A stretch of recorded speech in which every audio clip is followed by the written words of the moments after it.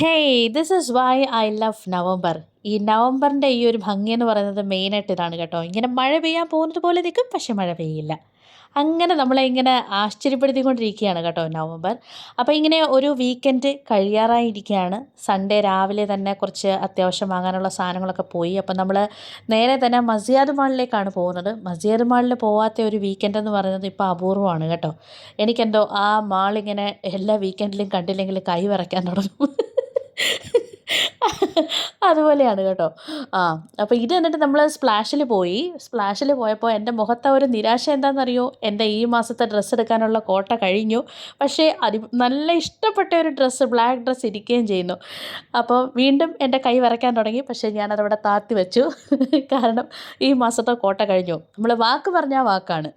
അപ്പോൾ ഇനി അടുത്ത മാസം അതുണ്ടെങ്കിൽ തപ്പാം. പിന്നെ എനിക്ക് അത്യാവശ്യം ഒരാൾക്കൊരു ഗിഫ്റ്റ് വാങ്ങാനുണ്ടായിരുന്നു. അത് വാങ്ങിയിട്ട് തിരിച്ച് വീട്ടിലെത്തി. അപ്പോൾ അത്രയേ ഉള്ളൂ.